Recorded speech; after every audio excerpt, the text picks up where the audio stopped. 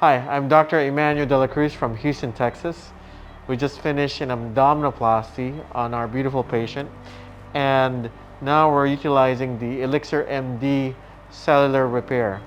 I use the ELIXIR MD post-operatively to reduce the downtime and reduce the swelling, especially after an abdominoplasty, to stimulate the lymphatic circulation. It also stimulates collagen formation by stimulating the fibroblast cells, and thus will significantly decrease the swelling post-operatively. It also has some analgesic effect.